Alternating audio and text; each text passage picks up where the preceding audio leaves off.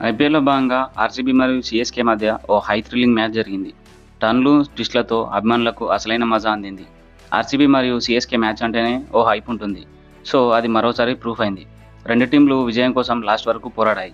అయితే లాస్ట్‌లో Brevis wicket పోవడం, ధోనీ దుబే కన్నా ముందు రావడం, 18థ్ ఓవర్‌లో జస్ట్ 6 పరుగులు మాత్రమే చేయడం వల్ల చెన్నై గెలిచే మ్యాచ్‌ను పోగొట్టుకుంది. ఆర్సీబీ లాస్ట్ 2 ఓవర్లలో రొమారియో షెఫర్డ్ విధ్వంసంతో 14 బంతుల్లో 53 పరుగులు చేయడం ఆర్సీబీ గెలవడంలో చాలా ఇంపార్టెంట్ అయింది. ఇక టాస్ గెలిచి సీఎస్కే బౌలింగ్ తీసుకోగా RCB openers Jacob Bethell and Virat Kohli fantastic start అందించారు. జాకబ్ బెత్తల్ షాట్ లేని లోటును కవర్ చేశాడు. క్లాసికల్ షాట్స్తో అదరగొట్టి హాఫ్ సెంచరీ చేశాడు. ఇక మరో ఎండ్లో కోహ్లీ తన స్టైల్ మార్చేశాడు. సిక్సర్లతో బౌలర్లను ఆడేసుకున్నాడు. స్ట్రైక్ రేట్ కాంట్రవర్సీకి సమాధానం అందించాడు.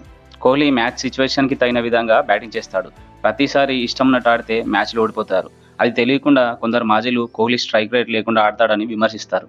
వారందరికీ సమాధానం తన బ్యాటింగ్తో అందించి 33 బంతుల్లోనే 5 ఫోర్లు, 5 సిక్సర్లతో 62 పరుగులు సాధించాడు. వీరిద్దరూ కలిసి టీంకి 97 రన్స్ పార్ట్నర్షిప్ అందించి స్ట్రాంగ్ పొజిషన్లో ఆర్సీబీని ఉంచారు.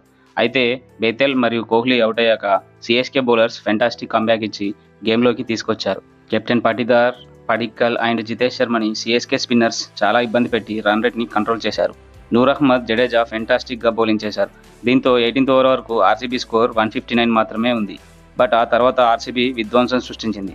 RCB all rounder the beast West Indies hard hitter Romario Shepherd తన బీభత్సంతో గేమ్ మొత్తాన్ని చేంజ్ చేసి 14 బంతుల్లోనే 53 పరుగులు సాధించాడు.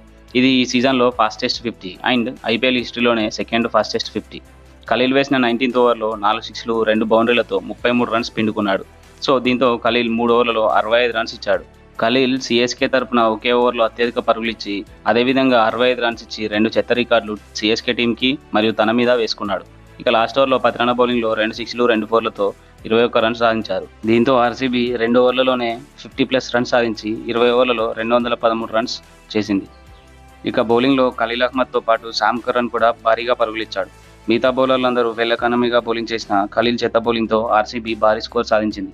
ఇక సీఎస్కే చేజింగ్లో ఓపెనర్ 17 ఏళ్ల కుర్రాడు ఆయుష్ మాత్రే విధ్వంసంతో సీఎస్కే ఫెంటాస్టిక్ స్టార్ట్ అందింది. తన అగ్రెసివ్ బ్యాటింగ్తో భువనేశ్వర్ బౌలింగ్లో ఏకంగా 26 రన్స్ సాధించాడు. కానీ మరో ఎండ్లో షేక్ రషీద్ మరియు శామ్ కరన్ తొందరగా అవుట్ అయ్యారు. ఇక తర్వాత అసలైన మ్యాచ్ మొదలైంది. ఆయుష్ మాత్రే మరియు జడేజా అద్భుతమైన బ్యాటింగ్తో సీఎస్కేని గెలిపించేంత పనిచేశారు. వీరిద్దరూ కలిసి టీంకి 116 రన్స్ పార్ట్నర్షిప్ అందించారు. ఆయుష్ మాత్రే 48 బంతుల్లో 94 రన్స్ చేయగా జడేజా 45 బంతుల్లో 77 రన్స్ సాధించి సీఎస్కే విజయాన్ని ఈజీ చేశారు. బట్ 17థ్ ఓవర్లో లుంగి ఎంగిడి మ్యాచ్ని టర్న్ చేశాడు. 2 వరుస వికెట్స్ తీసి ఆయుష్ మాత్రేని, బ్రేవిస్ని అవుట్ చేశాడు. ఆ తర్వాత దుబే కాకుండా ధోనీ ముందు వచ్చి చాలా పెద్ద తప్పు చేశాడు. స్పిన్ బౌలింగ్ కోటా ఉన్న సమయంలో దుబేని కాదని ధోనీ రావడం, సుయాష్ శర్మ బౌలింగ్లో జస్ట్ 6 రన్స్ రావడంతోనే సీఎస్కే ఓడిపోయింది. ఇక లాస్ట్ ఓవర్లో 15 రన్స్ కావాల్సి ఉండగా ఎస్దయల్ 12 రన్స్ మాత్రమే ఇచ్చి ఆర్సీబీని గెలిపించాడు.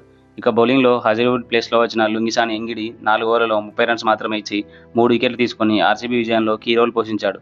ఇక కృణాల్ పాండ్యా 3 ఓవర్లలో 24 రన్స్ ఇచ్చి 1 వికెట్ తీసుకున్నాడు. ఇక ఈ విక్టరీతో ఆర్సీబీ 16 పాయింట్స్తో టాప్ ప్లేస్లోకి వెళ్ళింది. దీంతో ఆర్సీబీకి టాప్ 2 పొజిషన్లో ఉండే ఛాన్సెస్ పెరిగాయి. ఆర్సీబీ మిగతా 3 మ్యాచ్ల్లో 2 గెలిస్తే టాప్ 2 పొజిషన్లో ఉండే ఛాన్స్ ఉంటుంది. చూద్దాం మరి మిగతా మ్యాచ్లు గెలిచి ఆర్సీబీ టాప్లో ఉంటుందా లేదా అని. Thank you for watching.